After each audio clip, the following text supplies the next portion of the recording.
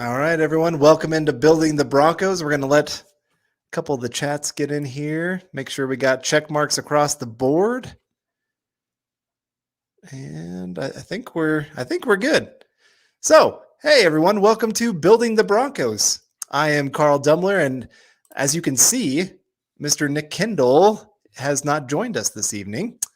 He decided he had to have a date with his lady friend, with his lady. So I thought he decided that was a little more important than talking some Bronco football tonight. How dare he? But that just means that we get to have Mr. Lance Sanderson joining us from Dove Valley Deep Divers. So Lance, good to see you, buddy. Glad that you have a voice again, since I know Friday things were not looking very good for a second. Yeah, man, it's good to join you.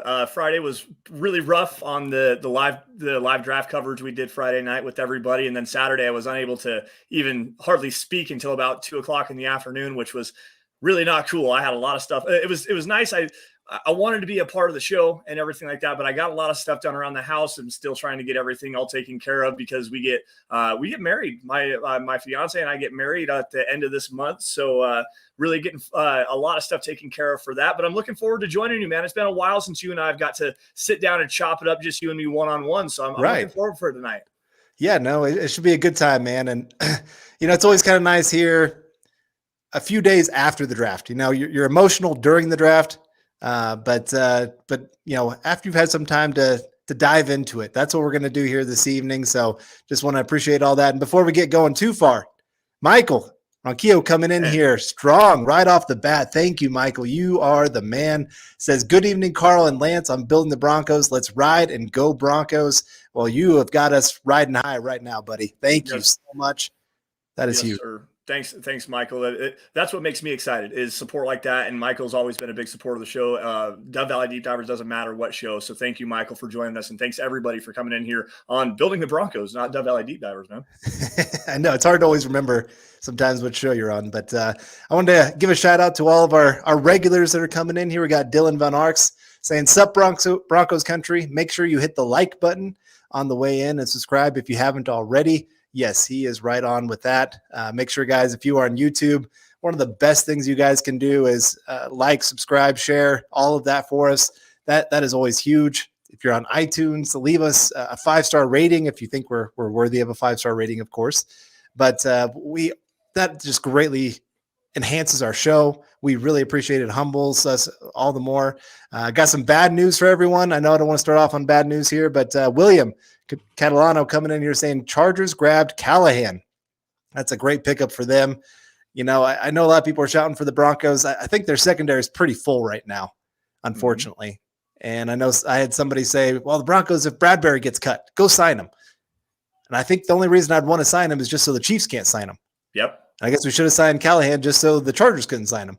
But good landing spot for him, and he'll work well in that defense. We got Diamond Rattler coming in saying, boom, let's ride. Thank you, Diamond. Yeah, let's ride, people. And, of course, we got the Mr. Paul coming in, as always, saying, hello, Broncos country. I hit the like button as I entered. Thank you, guys. We're up to Teddy Bridgewater. If you don't like Teddy Bridgewater, you better hit that like button so you get off of it here pretty soon. There we go. Yeah, saying hello, Carl, Lance, and Scott. We got Jason O'Neill saying, good evening, everyone. I see that Callahan went to a division rival. Seems about right. Really anxious to see how all these players fit in the new scheme. Broncos have depth now, much needed. Yes, that's something that this draft did for sure. Got the Broncos a lot of draft, a lot of that bottom end of the 53, looking a little bit stronger than it was before for sure. And let's see, we got who else we got coming in here? We got Nugmaster 224 saying, been listening since before this podcast existed. There you go. Appreciate the consistency and love that you all disagree on things. Why do you think national media is rating Bonitto so highly? Chris Sims, etc. We'll get into that, Nugmaster, here in just a little bit. But before we do, again, I just wanted to say hi to, we got Jeff Noyes saying, hello, Broncos country. EJ saying, good evening, Carl and Lance and Broncos country. We got Kathy Lund, of course, coming in saying, hi, everyone. Hello, Kathy, to you. Greg Smith, always good to see you in here, saying, good evening, Broncos country. Let's see, who else we got in here? We got Chase Wellner. There we go. and it says, excited to hear your thoughts on this class. So, Lance, let's dive into that, man. We got a lot to talk about. We got 9 picks to go through here for the Broncos. And this is Building the Broncos, everyone. Of course, got Dove Valley Deep Divers coming in here with Lance Sanderson, everyone. Appreciate him taking his time to sub in for Nick as he gets the chance to go to a concert, I think is what he's doing tonight. Yeah, it sounds like he's going to go see Paul McCartney. I believe that's what he said. So that, I mean, I'm kind of jealous. I'm low key jealous, and I can understand why he would want to go do that with his wife and everything. I'm looking forward to maybe here in a couple months, maybe getting down to Denver and going to a Rockies game and stuff like that, and taking the family and everything and going and building those memories and stuff like that. But no, it's first things first. It's great to be on here, and thank you for having me. I do appreciate that. Going back to Friday, though, I mean, the instant reaction that I had with Nik Bonitto, the edge out of Oklahoma, coming to the Broncos at number 64 was, man, this was not the direction that I really wanted the Broncos to go in. Not that highly. I could have probably lived with him at 75, and especially with the way that the board fell. I mean, Chad Muma was there, Travis Jones was there, linebacker from Wyoming and defensive lineman from UConn, respectively. And those guys I had rated incredibly highly on my board. In fact, when Travis Jones went to Baltimore a few picks later, I'm like, they just got a top 30 player on my big board in Travis Jones. And like the Broncos needed that guy along the interior, another guy that can really be a force in the running game. He can play that nose tackle. He can slide out to the 3 technique, maybe even play the 5 technique as well. But back to Bonitto here, you get a twitchy, lengthy edge rusher that does a really good job bending, coming around the corner as a pass rusher. And he does a really good job in coverage, but he just has a very slider frame, especially in the lower half. And he doesn't do a great job in the running game. I got a film breakdown coming to him here in just a couple of days, but that was just, I would rather have seen them go in a different direction and wait until Bonitto fell to them at 75, because I don't think anyone was going to take him after that. Yeah. I wanted to get to Phil saying, let's ride. Thank you, Phil, for joining us. We got Lethal Bronco 87 saying, what's up, Broncos fam? David Youngkin coming in as well. First time here for your chat. Hey, David, thanks for joining us. Always appreciate to see some new faces in here. Got Benjamin Flores saying, what's up, fellas? Go Broncos. Yeah, thank you guys all for joining us here. And the more I've gone back and now watching Nik Bonitto, there's some things that have me a little bit more excited than I was before, and some things that make me just go, oh my gosh, this could end poorly for the Broncos. You're right. He is slight of frame. I don't know how much his frame can actually add weight. Now, run stopping ability isn't just about weight. It's a leverage game, because Von Miller's not all that much bigger, and he is great against the run, but he understands leverage. He understands when to take his shots of shooting the gap, making a play in the backfield, all those kind of things. Few things I love about Bonitto. He's smart. It's easy to see on the field. Like, he understands. Jason O'Neill saying perhaps Bonitto has a relentless motor. Yes, he does. He absolutely does. That guy never stops moving, which is always great to see. But like I said, he's smart. He understands when teams are trying to do, a screen pass. They understand. He understands when they're trying to run cutback lanes. He understands passing lanes because he has to drop back in coverage. He understands when a quarterback's trying to step up. He does well in that area. Mm-hmm. That'll serve him well in the NFL, that he is smart. He does have the quick feet that allow him to get that first step quickness to really win around the edge. It also sets up his inside moves. That's something I think is a little bit underrated about him, is teams are so afraid of his speed to the outside. He actually wins most of his quick pressures to the inside. And he just, the thing that, again, that has me the most excited, he's doing all of this with very little hand technique. He is terrible with his hands. He just kind of keeps them by his side. I've got my soccer players. They put their hands up more than he does. And we're trying to tell them to put it down.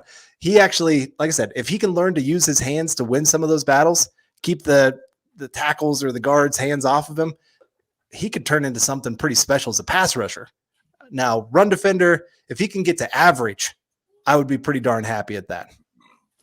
I don't disagree with anything you said. And the one thing that really gets me with Nik Bonitto is that he does a really good job with his pass rush plan. It was something that he addressed. I listened to an interview with him on KOA Colorado with Ryan Edwards and Benjamin Albright a couple of days ago after he was drafted. And that was something he said. He's like, I really do try to build a pass rush plan, and then I unleash my big moves. And you saw it with him at Oklahoma. His bigger moves came into third and fourth quarter. He was always trying to set up that pass rush plan, and he did a really good job cutting across of offensive linemen's faces. And he has a wicked spin move back to the inside. It's actually a very beautiful spin move, very well advanced for where he's at as a player right now. But I agree with you 100%. He's got to get a lot better with his hand play. He does not use that leverage or that length nearly enough. And in the running game, that's where it really shows, because he allows guys to get inside of his chest plate, and he doesn't have the strength to be able to go one-on-one with an offensive lineman. Even in the hole, he has struggles with that. But he uses his lower body so well, that twitch and that athleticism that he has, that he kind of makes up for a little bit, because he shoots gaps so incredibly well. And then just his ability to drop back in coverage. He uses that length so well. He uses that awareness like you were talking about just a little bit ago.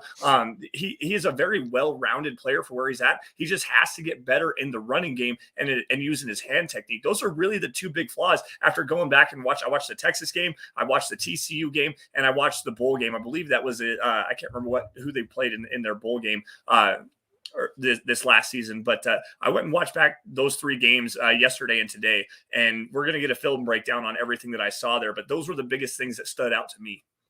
Yeah, for sure. So like I said, I'm feeling a little bit better about the pick compared to when it was actually made. I wasn't actually on that Friday because I was dealing with crazy weather and no power and all those kind of things. I still had my phone, so I could watch it on my phone, even though the power was out. As soon as that pick came in, I knew you guys on the stream. I knew Eric wasn't a big fan. Nick was not a big fan. I knew you weren't that big of a fan either. And so I knew you guys weren't going to be exactly excited about it. And like I said, still today, I'm with you. There's a few other players I definitely would have taken before him. But the other big thing for me is I know as bad as the run defense was last year, the pass rush was worse for the Broncos. You know, they were, I think, 31st or 32nd in almost every pass rush stat that's out there. And so, I mean, yes, you get Bradley Chubb back. Of course, you brought in Randy Gregory. You still got Draymond Jones, but you still needed another piece. And so that's one thing that I'm excited about, is he does add to that big time. I saw a couple people in the chat already saying, you know, he's going to be that third down pass rush specialist for the Broncos. And I'm very excited about that part of the game that he brings, at least day one for the Broncos. Yeah, we got CC saying Bonitto will provide a day one impact on third down pass rush situations. Will be a really nice rotational piece this season. I don't disagree with that. And as far as just being a pass rusher and being that NASCAR package guy, I really think that he is going to have that impact. Something that I think that he can do as far as making an impact on early downs, first and second down, is going to be playing in coverage, like as that coverage linebacker, a guy that can play off the ball just a little bit. I don't want to go as far to say that I think that his best role would be as like a weak side linebacker in a 4-3 front, but at the same time, he has that kind of coverage ability, the twitch and the athleticism in his lower half and the length to be able to actually hang as a coverage linebacker. So I think that might be a way for him to get on the field a little bit earlier. And another thing is, if the Broncos want to run more of like a cloud coverage where they get a whole bunch of pass rushers on the field that have that twitch, like a Baron Browning as well, or a Jonas Griffith as well, with Nik Bonitto on the field, then you put Randy Gregory, Draymond Jones, DJ Jones in there as well. Like you get all these pass rushers on the field. They can be so multiple and so versatile in their defensive front. You're never going to know who's coming. I envision like Nik Bonitto more of like that Leonard Floyd role in the Rams defense, where he kind of plays off the ball, that edge linebacker hybrid, where you do use that length and athleticism and coverage a little bit more, and that's going to be a big thing for him moving forward. I'm excited for the delayed blitz. Yes, like you said, having those guys that kind of hang back for just a second, and then you've got 4 or 5 speed that can get upfield real quick. Just take a half a beat. Wait for the offensive line to kind of commit to their own guys, and boom, you're shooting the gap. And so the Broncos have multiple guys that can be a part of that now. Like I said, they have guys that can drop back in coverage, guys that can rush the quarterback. That's one thing that they do, is they have that versatility all around to do some incredible things. But I want to get to Travis Weber. Travis, thank you so much for joining us. And I know you've been a little MIA. You've got a lot going on. So appreciate that you were able to join us here this evening. He says, good evening, Carl, Lance, Scott, and Broncos country. Been MIA, but listen on the Apple podcast. I know a lot of fans weren't too big about Paton's picks this time around. He hasn't done Denver wrong yet. And in Paton, I trust. Time will tell. Sucks Callahan signed with the Chargers. Yeah, I'm with you. I mean, if I'm going to lean into anything, it's Paton knows what he's doing. Mm-hmm. He's proven it over and over again with the Broncos that when everybody else is panicking, he's saying, I got this. And so he's built up enough trust to say, even though I don't agree with some of what he did this draft, I'm willing to wait and see what he's got. I'm with you there. And people always say that around this time of year, but don't you kind of have to, like, and it was like, oh, we could, like, you can have your questions. Well, yes, we have our questions. We have our opinions on everything. And this is what we do. This is what we do best, is cover the Denver Broncos, and cover the NFL draft. Everyone's going to have their opinions on stuff like that, but you really do ultimately have to just trust in the front office, trust in George Paton, the general manager. It doesn't matter what team it is. I mean, there's a lot of drafts that I really liked, like the Baltimore Ravens. I thought they killed it this year. And there's a lot of drafts like the Denver Broncos where I was just kind of ho-hum on it. And then there's the greatest head coach of all time, arguably one of the better GMs in history, and Bill Belichick, who, what the hell was that? Like, that was terrible for the Patriots. Like, but in the end, you still have to trust that evaluation. Like, we're outside, we're outside of Denver. I don't live in Denver. Carl, I know you don't live in Denver. Like, we're studying this from the outside looking in, and we're trying to do the best we can with limited footage to watch this stuff. Like, I have my opinions on a bunch of different players that probably should have went a lot higher. I like them more. But at the same time, I'm not there in the building to see that, and I might not be the best scout to say that. My opinions are my opinions, and I'm more than willing to voice them. But again, we do have to trust in George Paton here. Yeah. We got Gary Leeds Palmer coming in saying, hey, Carl, Lance, and Scott, now we get to see the coaching. It'll be interesting to see what they can do with the picks. Mm-hmm. I think that's an underrated part of this entire thing is the Broncos have had some terrible coaches that are terrible teachers, and you don't see any kind of development in players. And we had others that were great at teaching. And, I will give Fangio that. I thought he was actually a pretty good teaching coach, and he had a pretty good staff that did well to develop some players. Draymond Jones, he showed improvement every single year that he's been with the Broncos. Justin Simmons, another guy that's shown improvement every single year that he's been here. And so you can kind of see that a little bit here and there. So this new staff, I'm not sure exactly what they're going to bring. They're kind of the wild card in this entire situation. Yeah. Like, I know everybody's excited of, hey, 2 teams in a row have won with a brand new quarterback. They brought him in. Well, they had established coaches. They had established teams. There wasn't a whole lot of change other than the quarterback. Broncos have brought in a whole lot of new. And, they even mixed up how they did their staff this year compared to most traditional staffs out there. So, like I said, I'm interested to see how this goes.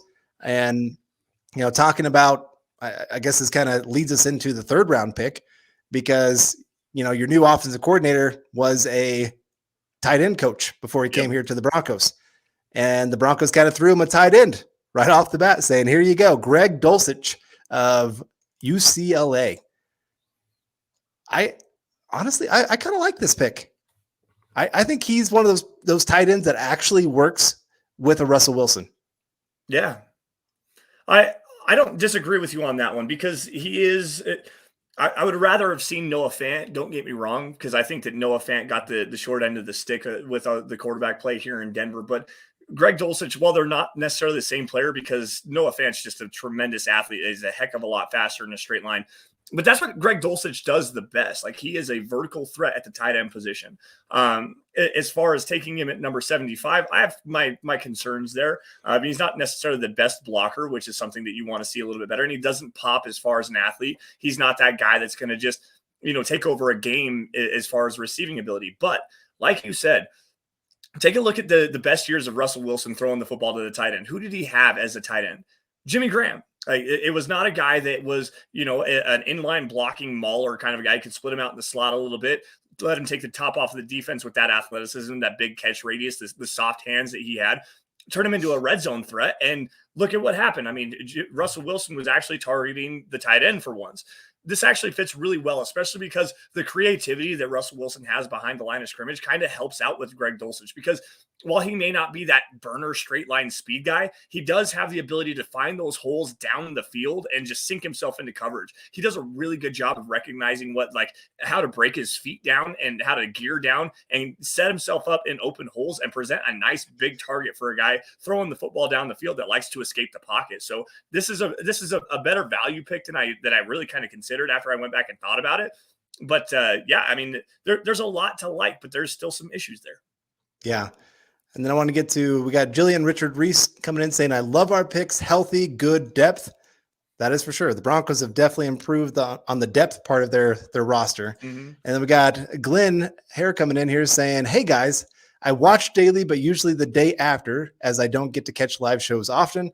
Thanks for the great content and give me something to listen to during my work days. Hey, Glenn, thanks for tuning in here live. And glad that every day you get a chance to listen up and listen to us just kind of ramble on about Bronco football. And we love it. And we love hearing this thing that, like I said, other people get to tune in during the day and just kind of allow us to be a part of an hour of your day. Yeah, that's the best part of doing this. We say it all the time on Dove Valley Deep Divers, just to be able to give you guys that escape from real life for a little while. Come in and talk some Broncos football, talk football in general for the most part. It's always great to be able to have this and have the community that loves us so much. Everybody comes in with money support, with great comments, with everything like that, help us drive the conversation and keep things fresh for you guys. So we really appreciate you for joining us. For sure. And like I said, I just getting back to this Dulcich pick, I think he can have a day one impact. If I'm the Broncos, here's what I'm doing. He has a limited role early on, but play one of the season, I'm having him run a seam route right up the middle and say, Russell Wilson, go hit that. Make teams have to respect that we will be willing to try this. Yep. And just if you hit that right off the bat, play one, boom, it makes every team have to plan for that the rest of the season and say, okay, we have to, when he's on the field, we have to expect that he's going to be able to run deep. That opens up the middle of the field, opens up the run game. And so even though he's not a great blocker right now, like I said, it can actually help the run game just because teams have to respect what he can do going deep. Well, and I think a lot of it is a lack of strength and a lack of technique as far as him in the running game. It's not a lack of effort. He does try. Right. The effort's there. He wants to be a good blocker. He wants to be a good tight end. In fact, he says that he wants to model his game after George Kittle. And that's the best blocking tight end in the game, not named Rob Gronkowski. And even now, Kittle might be the best blocking tight end in the game. Like, he's really, really that kind of a player. If Dulcich can get even half of that, he's going to be a great pick. And I respect your opinion on that, the seam shot right off the bat. I got a question for you, and it's going to go back to Russell Wilson and his time in Seattle, because like I said, his best times targeting the tight end was when they had Jimmy Graham, that vertical straight line speed guy where he was kind of attacking the field in that way. Are we going to see more of an offense that targets the tight end a little bit more with the Nathaniel Hackett, because of what Seattle wanted to do with the football as far as the ball control stuff and everything with the tight end was always the deep over drag routes and stuff like that. And then the quick shallow stuff for the check down. Like, that's where you saw Russell Wilson going with the football, was the shallow stuff and getting the ball out quick. And they were running the football over the place. Now that we're going to see some more hybrid passing attack on first and second down, we might get a little bit more impact from the tight ends in Denver this year and with Russell Wilson? I think you can. I think a nice thing that each of the tight ends I should say Albert Okwuegbunam and now Greg Dulcich bring is because they are pretty quick. They can do those quick out routes. Mm-hmm. And, you could do the play action rollouts where they're doing the different levels. You got the short, intermediate, and deep level on that side of the field. And that's where you could see the tight ends really show up on those kind of plays. And so they didn't do that as much there in Seattle. One, because they just didn't have the tight ends that have the abilities like a Dulcich or an Albert Okwuegbunam to do those kind of things. And so I think there's some real possibility you could see a little bit more action. And like I said, early on, I think it'd be great for the Broncos to do it just because, like I said, it makes teams have to prepare for those things. And then it opens up other things as you go. But we got Cody W coming in here with the super chat saying, looks like we got more depth with Blessin Austin. There we go. Again, we've added a lot of nice pieces to really finish off the back end of this roster. There's even some undrafted free agent guys that I love. I think could almost maybe beat out some of these other guys. I said right after the draft when Christian Harris of Alabama was brought in by the Broncos, I think if he was healthy in college, it wouldn't have surprised me for him to be a second round pick. Yeah. When he's healthy, the guy looked explosive. He was great actually in the run game. And so I'd be interested to see some of that competition for even edge rusher 4 and 5. I think he could maybe make Malik Reed expendable.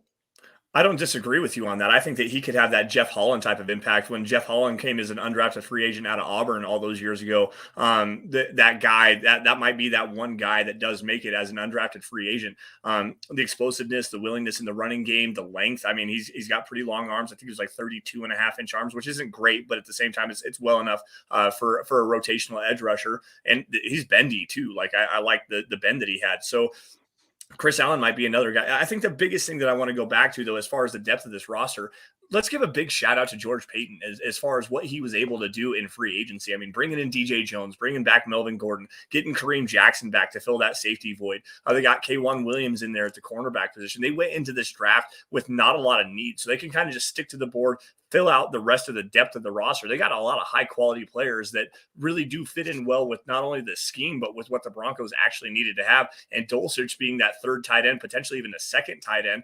And hell, who knows? In a year and a half, he might even be the tight end number 1 on this roster, beating out Alberto. So, like the way that it shaped out, the more that you break into this class and the more you think about it, this draft class is actually pretty decent quality, which is why you're seeing a lot of grades with the high B plus, the low A. I even saw.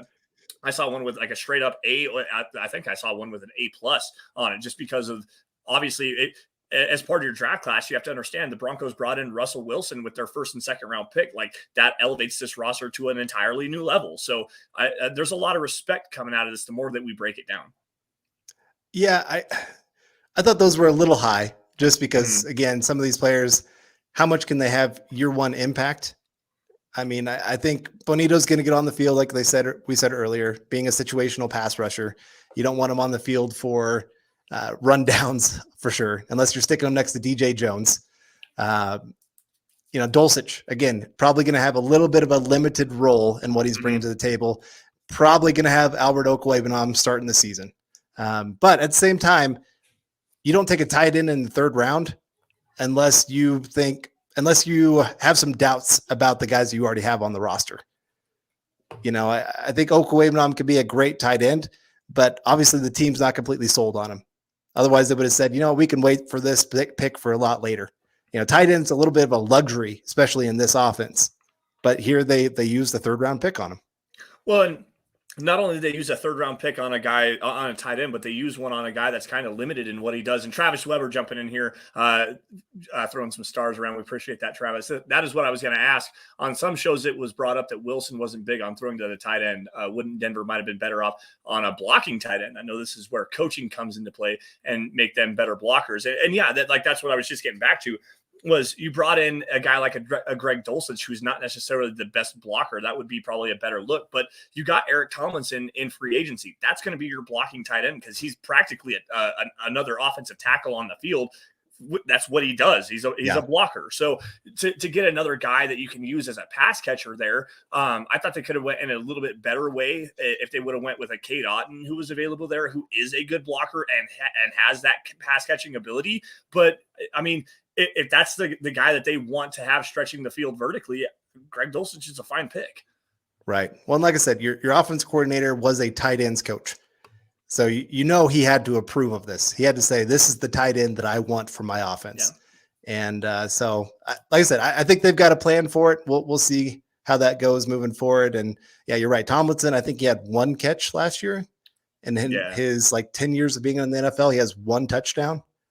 So he's not here to be a pass catching tight end. He's not here to be tight end one. That's for sure.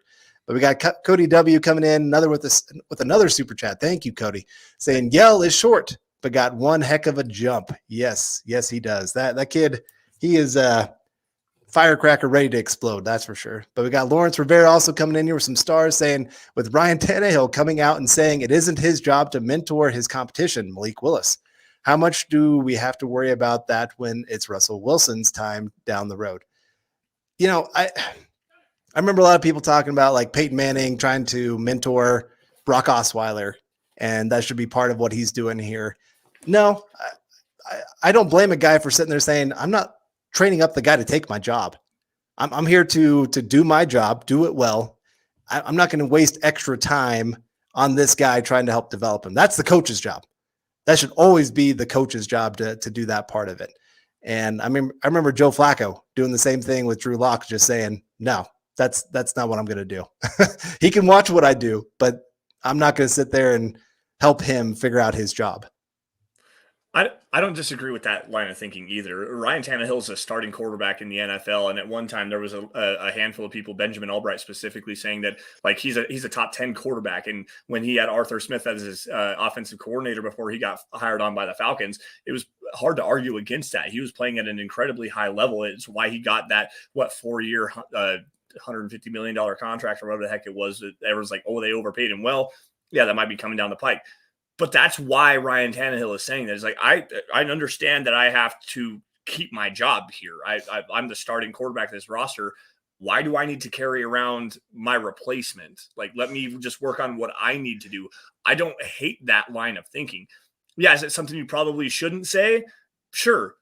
But why be shy about it when you're just like, I'm just focused on doing what I need to do. And the further that clip actually went out, I believe he actually did say it. My job is to be the starting quarterback for this team. I don't have time to carry around a rookie first-round pick that's incredibly raw. Like, it's not my job. Yeah. I just think of, what other career out there would we be saying the same thing or asking those same questions? Like if my job brought in somebody else and said, hey, Carl, can you train this person up for the next year? Oh, by the way, you're going to be fired after that year. They're taking your job. Like, no, that's not gonna work. The only way that I could see something like that happening is if you know that you're on the tail end of your career and you're getting ready to retire. Like, fortunately, my fiance just got a new job, and she was just looking for a new job, but she looked into a career because the guy that she's working underneath is getting ready to retire in the next year. So they brought her in so that he could train her to do his job for when he moves on. So I understand that line of thinking, but that's where you got to understand this isn't, your typical job at a retail store or at the Five and Dime down the street. Like you're talking about, these are professional athletes that are getting paid millions and millions and millions of dollars, and they're not ready to retire yet. Even Peyton Manning, when they brought in Brock Osweiler, he's like, that's not my job. I'm here to win Super Bowls, and we're going to go out and compete at the highest level. He can catch up, or he can get out. Like, that's how this is going to work. And we saw that in what was the Week 17 game against the Raiders after Peyton set all those records in 2013, where he was running out on the field with his helmet, and Brock Osweiler was like, are you kidding me? Like, I thought I was going in. No, that's Peyton Manning's job. He's out there to go, and until the coach says, no, you sit off to the side and you help him learn, you need to be on the field. Well, and hopefully we don't have to worry about that for many years in the future. Right now, it's the Russell Wilson show, and we're going to plan A. That's what John Elway always said, and I think that's exactly what George Payton would say at this point too. It's got to be plan A. Yep, absolutely. It has to be plan A. So let's see here. Well, the next picks with the fourth round then. Let's get to the fourth round here. We got Damari Mathis, and I'm going to make sure I get this right, Uwazurike, defensive lineman from Iowa State. And, if you were watching the stream on Saturday, you would know these were the two picks that all of us jumped for joy. This is I would say the heart of this draft for the Broncos, where I think they maybe found themselves two impact players day one that they can actually come in and help either on special teams or in a rotation. And then also two future possible starters for the Broncos that I think could actually be good starters. Mm-hmm. Not just, somebody you put on the field because you got nobody else. But starting with Damari Mathis, you weren't here on Saturday, so I didn't get to really hear too much of what you thought of these guys. This is my one shining moment on the stream. Right before the pick, we're asking, hey, who do you think the Broncos are going to take? I said, I think it's going to be Damari Mathis. And boom, of course it happens. And then, of course, I get nothing else even close. But I'll take my one shining moment. What do you think about this guy coming in here for the secondary? Well, I like the fit, and the biggest thing this goes back to my grading scale is the versatility is a huge key to me. And Damari Mathis, he can play in the slot, he can play on the boundary, he can slide back and play some corner. Good length, incredibly physical. Even though he's a little bit smaller, he's not scared to go out and hit. This was actually my most favorite pick of the draft, quite honestly, where they got Damari Mathis. I had him a little bit higher on my board. I had him as a late third-round pick.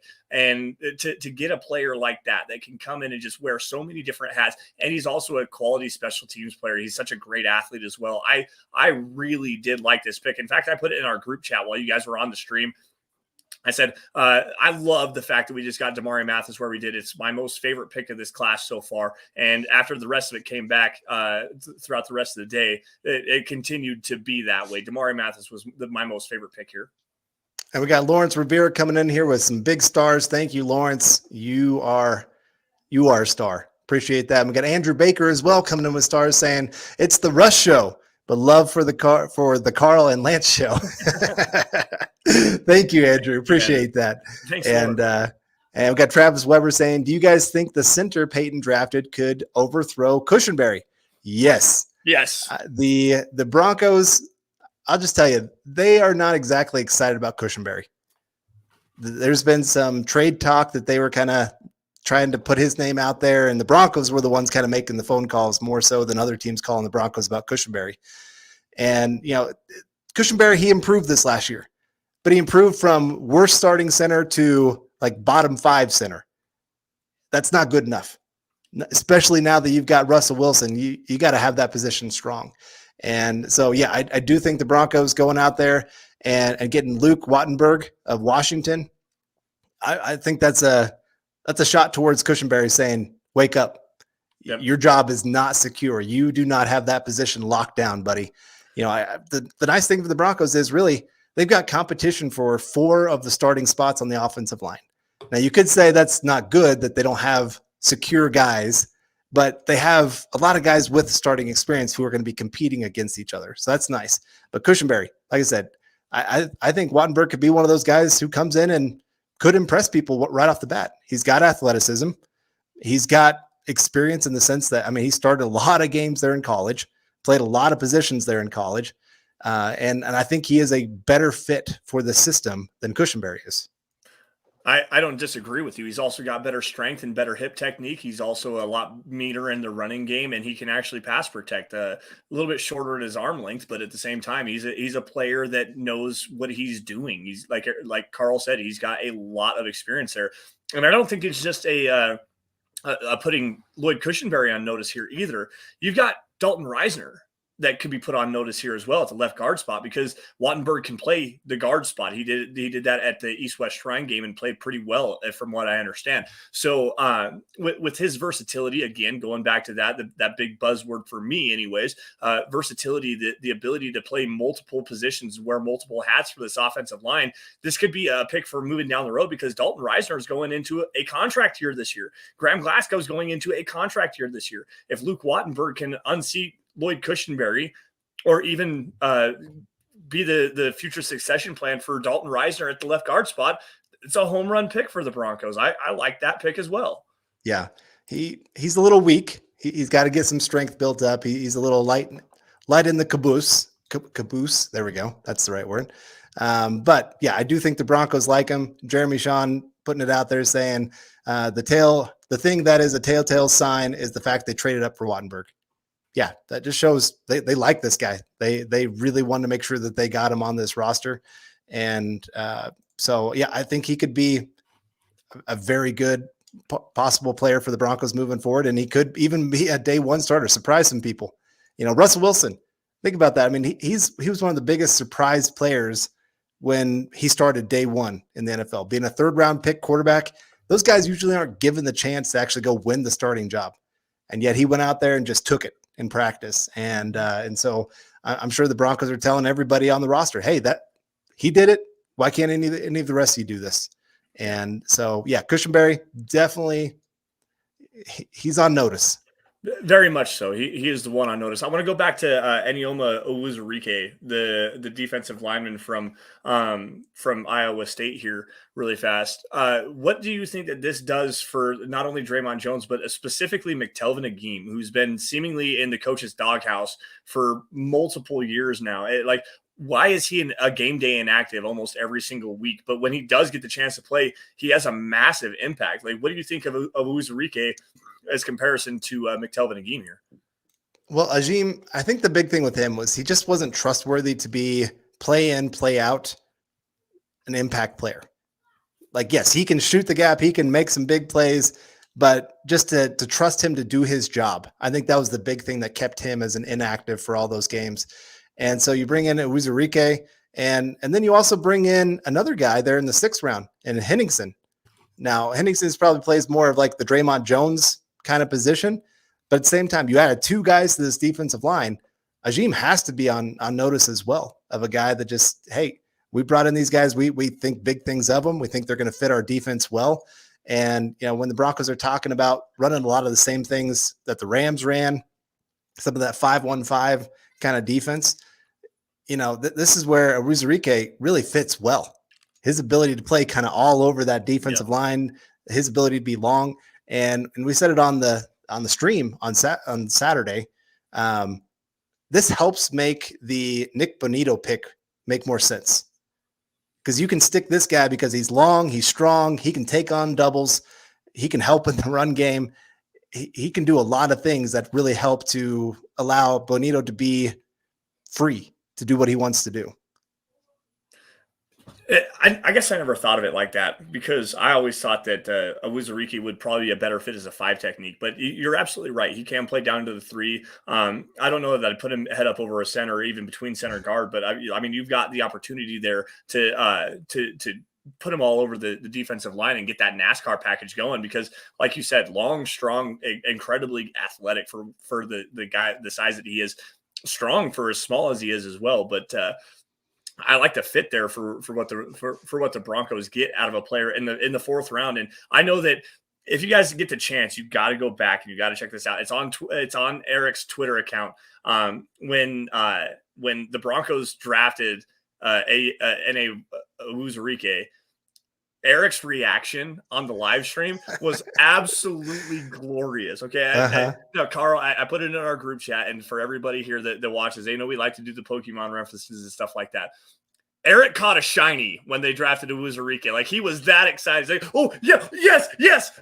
They got my guy. Like, it was just great. Go back and check it out. It's like the 50-minute mark, somewhere around there. You can check that out. Yeah. I thought his equipment was going to go flying. He and Jay Styles is saying Eric jumped. Yeah, Eric doesn't jump very often, so to see him jump, that means how big this guy was for him. And again, just to add a guy like this, the size, the length, the power, he actually has some pass rush ability. Oh, here we go. Listen to this. Do you got the? Oh, he doesn't have the audio. Dang it! I wish he has the audio. Look at Carl here. Carl's like, yeah. Oh, yes. Oh, yeah. It's so good. It was so good.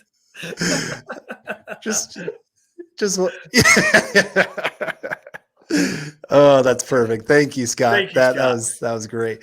Yeah, just shows how much all of us were honestly that pumped up for that pick, and just think he's going to be a perfect fit for this defense. There's so many things that you can do with him. Yeah, I'm pumped. Like I said, I think he can be a day one impact guy. This last year, he had 9 sacks as in kind of a interior. I don't know. Iowa State runs a weird defense. They actually called him an edge player, but he's not an edge player. It's 316 pounds. He's going to be used on the interior. But his ability, like I said, to kind of play all over, and he even has a little bit of bend to him for being that big of a guy. There's a few plays I saw him actually get at least a little bit of an angle, more than most guys you see at that size. And he can actually clean up some plays. Again, he's smart, understands where to go. And we got Andrew Baker coming in again saying, if Nik Bonitto builds up some mass in the legs, is that what helps him against the run? That'll help some. He's got to learn better hand technique, like you said earlier. Keeping offensive tackles actually off of your body is big. And Lawrence Rivera saying he plays the new Pokemon too. Yeah, there you go. Yeah. But Eric does play the new Pokemon. I know that. yeah. But yeah, Nik Bonitto. And then, like I said, just learning better technique, learning better leverage. There's just so many times he just kind of comes flying in at full speed, just hoping he can maybe knock the offensive tackle off balance. And if that doesn't happen, well, then the offensive tackle just drives him into the ground. And so he's just got to learn some better ways of handling all that. He does have some great plays against the run where he shoots the gap. He can do that, but that's not sustainable in the NFL. No. You cannot live that way and be good against the run. You're going to get burned. Teams are going to take advantage of that. I remember Bradley Chubb, his rookie year. There were so many times he tried to shoot inside, and teams are like, please do. We'll take that. And then we'll just run it to the outside. Yep. Like the offensive tackle will just give it to him. And he was out of position so many times. He's learned more. He's gotten better. I wouldn't call Bradley Chubb a great run defender at this point. I'd say he's a good run defender. Yeah.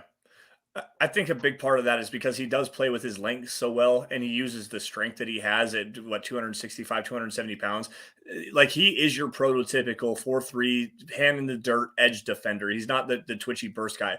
And that's what makes him so good as a run defender, is because he can set up, drop his anchor, and keep guys at bay. And then he'll make the right read and make the play at the line of scrimmage that way. But he's not an impacting, slashing run defender, which is what Nik Bonitto wants to be. He wants to be that guy that does shoot the gap all the time. He doesn't want to initiate the contact with the offensive lineman because he has that bad technique. Like, that's the biggest thing, is he has to work on his hand placement and using his hands a lot more, or else he's just not going to be able to pick it up at the second level. Because when he does shoot the gap really well, and he lands that guess correctly, he makes big plays. But then he will overcorrect sometimes, shoot the wrong gap, and open up massive running lanes because he gets washed out of the play because he's not set up to actually defend the run using his length in his hands. So that's the biggest improvement he has to work with. All right, so we're 46 minutes in. I wanted to get to, we got some fifth round picks here. We talked about Delaren Turner-Yell earlier, safety from Oklahoma. A little bit undersized guy, but I mean, he packs a pretty powerful punch for being a little guy. And he's got speed to burn.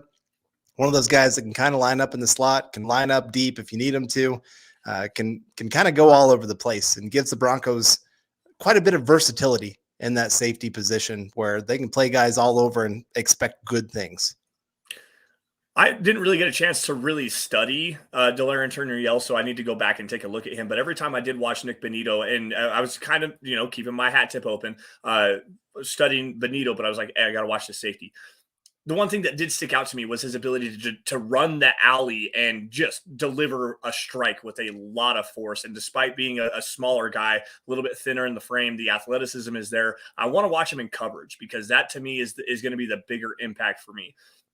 Being that small at the NFL level, you might be able to pull the Kareem Jackson role where he does run the alley really well and make plays that way, but you're not lining him up in the box. Like, he's just not that kind of a player. I don't think he has the play strength to be able to do that. He's not a Derwin James. He's not a Tyrann Mathieu. So I'm going to go back and go take another look at this. But from what I did see watching Bonitto earlier today and yesterday, his ability to impact the running game was something that I really like. And the athleticism is going to translate immediately to the special teams. And let's give a shout out to this draft class, specifically to the special teams impact, because that's really what you're going to get out of a lot of these players in the first year. I would say what the Broncos did with this draft took them from a bottom 5 special teams unit to possibly a top 10 special teams unit, depending on some coaching. But they actually added players that are built to do well in special teams.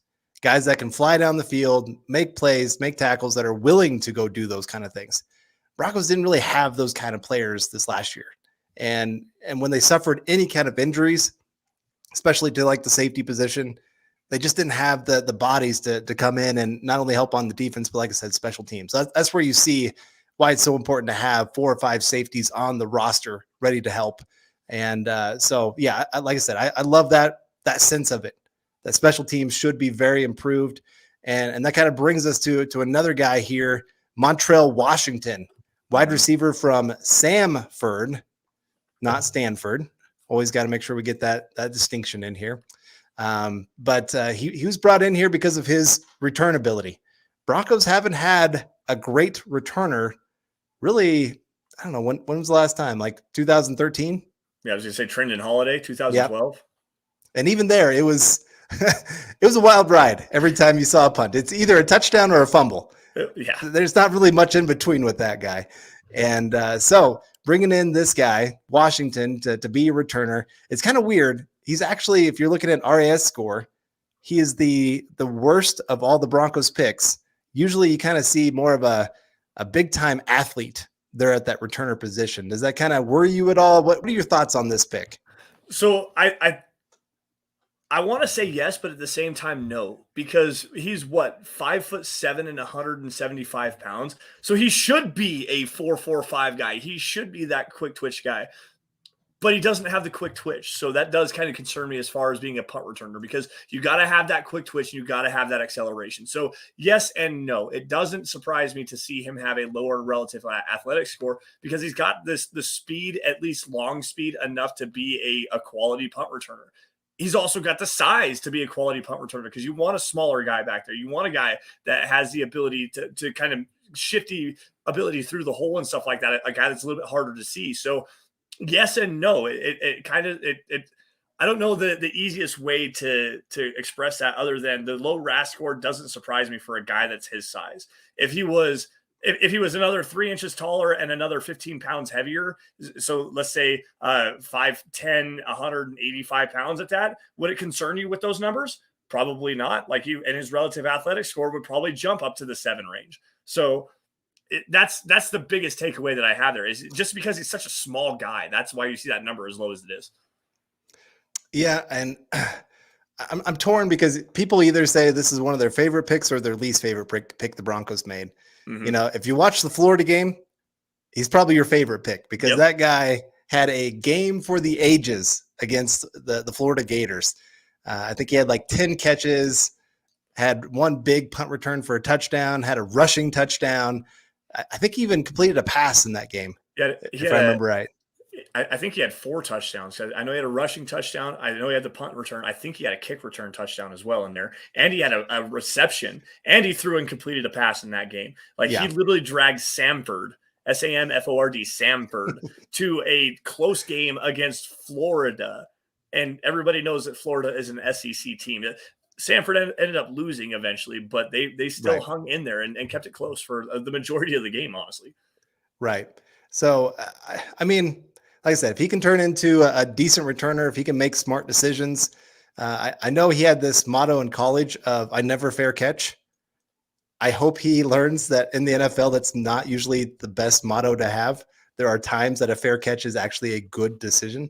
But like I said, I go back and forth on this one. You needed a punt returner. You needed somebody that can make an impact in the special teams game that way, that could actually flip a field with just one return, one big play. You know, if he can give you one big play every 4 games in the return game, you feel pretty darn good that what he's brought. Like I said, and then he does smart things with all the other returns. Yep. But at the same, these are the kind of things that can make or break a game. One big return can help set the Broncos up to actually win some of these close games that they've been losing. Yeah. And I guess the one thing, going back to your comment about I never fair catch, the more context on that was, I feel like if I'm not scoring the touchdowns, I'm not helping our team. I'm actually not giving the effort that I need to have. So that can be kind of a double-edged sword there. So I'll definitely go there. And to kind of finalize this out before we move a little bit forward here, the Broncos actually brought in, I believe his name is Jalen Virgil from Appalachian State, to be another guy to compete at that wide receiver room, who is, according to Eric, a better punt returner than Montrell Washington was. So to me, this pick didn't necessarily make a lot of sense, but go get your guy, Dwayne Stukes, and let's see what happens. Yeah, no. So, hey, better competition. I'll take that. As long as it's not Deontay Spencer back there returning them at the 2-yard line for punt returns and then getting tackled at like the 8-yard line, I'll take it. But no. So, like I said, interesting pick for the Broncos. One that they definitely said, hey, special teams coordinator, who do you want your returner to be? He pointed at this guy. And so it's kind of make or break. You know, that's one nice thing. I think we talked about this on Saturday a little bit, is I think you see that the coaches were empowered with this draft. Yeah. You see kind of a lot of those guys that you said, who do you want to pound the table for? We'll go get them. Yep. And so this is one of those, like I said, 5th round pick.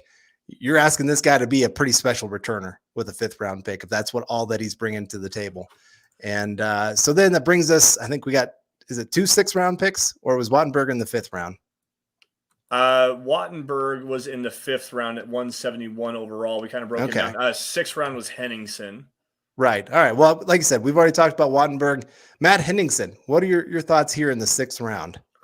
I think that the Broncos kind of got a steal here for what he's worth. He's a great run defender, great length. He can impact the passing game. He plays that 5 technique, that the 3 and 5 technique. He can play on the edge a little bit as well. And a grinder. Like, this guy has a relentless motor. He's up and down the field all of the damn time. And I think the biggest thing is you want to round out the depth of that interior of the defensive line, because especially in the running game, with as bad as the Broncos were in the running game and as good as Matt Henningsen is in the running game, like that's where this pick was directed at, was to help round out the depth of this team.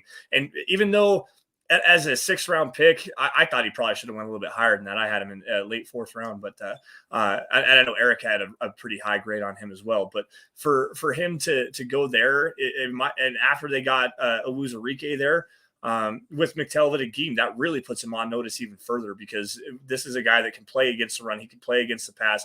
He's got good length to be able to do so. So I like this pick a little bit more than most people did. And I understand why they went in this direction too. For sure. Yeah. I'm a big fan of his. I love those kind of lunch pail, hard worker kind of guys. That's what he brings to the table. And he's actually still a pretty darn good player on top of that. Like, it's not just that he's a hard worker. He's actually a good player. And, when you can have a rotation in that defensive line where you're not losing a whole lot when the starters go out, that is huge to bring to the Broncos. So, like I said, I'm pretty excited about this one. And I'm even more excited about Michael Ronquillo coming back in again. Started off the show, coming here at the end of the show, coming back. Thank you so much, Michael. Saying, great show tonight, Carl and Lance, on building the Broncos. Let's ride and go Broncos. Thank you, Michael, you are the man. Seriously, thank you so much. Means the world to us. Yeah, man. It comes off the top rope, dropping the hammer. Seriously, holy cow. Who are you, Thor? Yeah, no, thank you so much. Thank you all for being here this evening to join us and get a chance to kind of just reflect a little bit. Like I said, get a few days out. I've seen a few comments that we were pretty negative in the chat during the draft. You have to kind of remember we're reacting in the moment, for one, and two, we're kind of reacting to where we thought that player would go, and not so much, hey, how are they fitting with the Broncos? Now we've had a few days. Think through, hey, how's this player going to work with the Broncos? How are they going to, and we've been able to see all the puzzle pieces put together. Yep. Like I said, Nik Bonitto makes a lot more sense when you take Uwazurike, when you can put those kind of guys together, when you can put DJ Jones next to him as well. That can help limit some of the things that would weaken the Broncos with Nik Bonitto on the field. So I think that's where some of this is coming back, where we've had a few days to reflect and put the whole picture together compared to just reacting in the moment. Yeah, and I mean, like I said earlier, going back to the Travis Jones pick for the Baltimore Ravens, I had him as my 29th overall player. In fact, that was the best draft in my opinion, based on my big board. But 29th overall player, the Broncos passed up on him, not only at 64, but at 75. They traded down at 75 to go get to number 80 to get Greg Dulcich. So, like, to me, that's bad value in the moment. But then you take a look at everything. You get that opportunity to let it breathe for a minute, as Chad likes to say.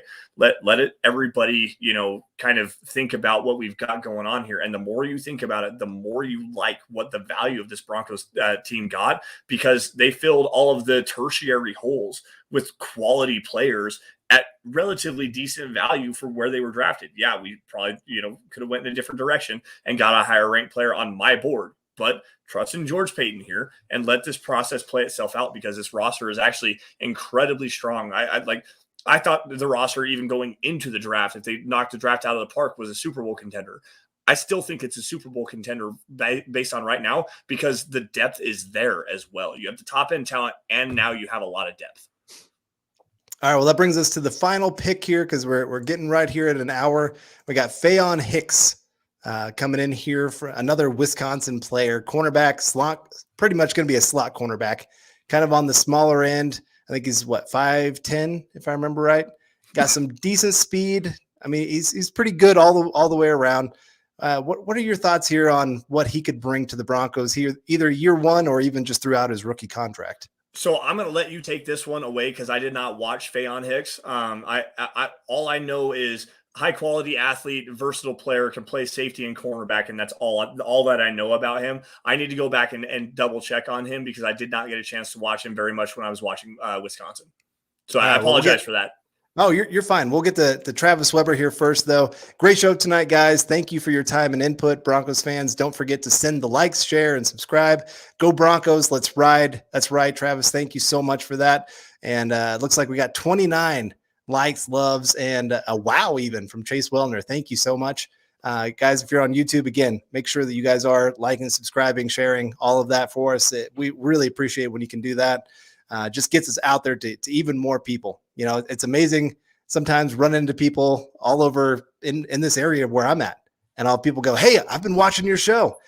You guys have helped be a part of that. So appreciate it. And then we got 71 more likes on YouTube. So we just got the Facebook likes here at 30, you know, getting at the Terrell Davis, but 71 on YouTube. So thank you guys so much. Getting over 100 total. You guys are awesome. All right, getting to Faion. Yeah, I mean, again, another guy that's a hard worker, does a lot of good things on the field. He's quick. He can play that slot position. Did it well there at Wisconsin. Can move in directions pretty darn well. When you're thinking about Quan Williams, you know, he's missed time because of injuries. You're thinking about also he's over 30. So can he hold up for not only an entire season, but for the rest of his contract that he has here with the Broncos? So you got a guy that can train behind him, have a guy that can maybe come in and become something for you. The nice thing is there's going to be competition all over for that secondary. You know, the safety positions, PJ Locke, again, another guy that's probably on notice of whether he's going to make this roster. Yep. You know, at the cornerback position, even maybe Ojo Mudia. I think he probably makes the roster, but at the same time, you just added some cornerbacks, 2 cornerbacks in this draft. Could be another guy that you're looking at maybe as a trade possibility. But I just like that. I like that you have some people that started in the past that might not make this roster. Right. We haven't been able to say that. Yeah, no, I completely agree with that. Like the biggest thing is like Damari Mathis going out there against Michael Ojemudia in camp. I mean, obviously they've got Asang Bassi still on the roster. It can Faion Hicks, you know, unseat him and get him moving down the road again. You've got multiple different people on the defensive line with Uwazurike. You've got Matt Henningsen that can come in here. McTelvin Agim, we don't know exactly what his impact's going to be, but you bring in DJ Jones as well. Mike Purcell's still around. Like there's a lot of guys, high quality players from the top to the bottom of this roster. I mean, at the tight end position, let's go back there. You get Eric Tomlinson, you get Greg Dulcich there, like to push Alberto to be that true tight end number one. The one thing, and I guess this is the one area that I have probably still the most concern would be the right tackle position. But it sounds like the Broncos are still very high on what they have in Calvin Anderson. First off, I think that they think he's probably going to win this competition. They've got Billy Turner to be a quality swing tackle for you. You can also play the guard position. And then you get Tom Compton as well, that can be a player that can play inside and outside. So that would be the one big hole. And other than that, what is it? Linebacker?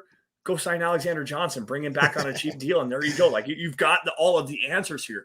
This roster is going to be one of the most well brought up rosters that we've seen in Denver for a long time. And I want to grab this question really fast from Richie Rich before I get out of here, because he asked me this earlier. He says, Lance, I got a question for you.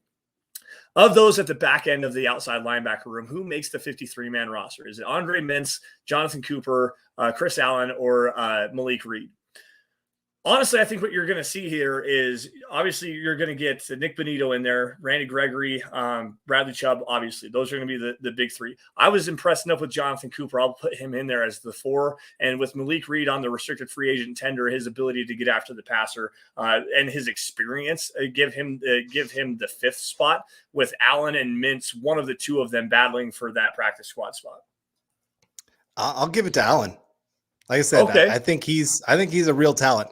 I think they're going to be too afraid to put him on the practice squad and see him, maybe go somewhere else. But looks like, guys, we're over an hour here. We want to say again, thank you so much for joining us here at Building the Broncos. Nick, I hope you had a great concert with your wife.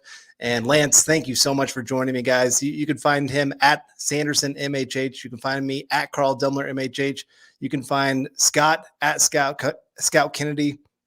Again, make sure you guys are following the Twitter account for this show at BTB Football Pod, and of course the main one at Mile High Huddle.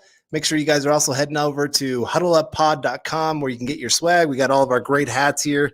I know we got Broncos for breakfast as well. Make sure you guys are tuning in for that in the mornings. And then make sure you guys are also heading over to facebook.com/Mile High Huddle Pod.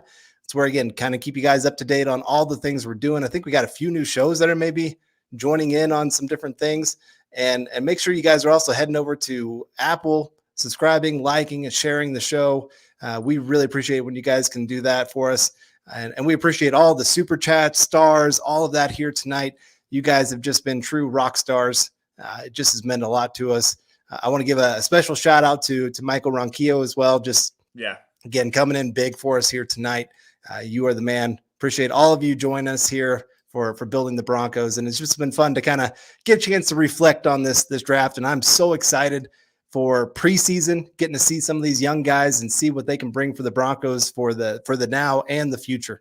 This 2022 season, you guys are not going to want to miss anything that we have going on. Sounds like we might even have a game overseas in London. Yeah.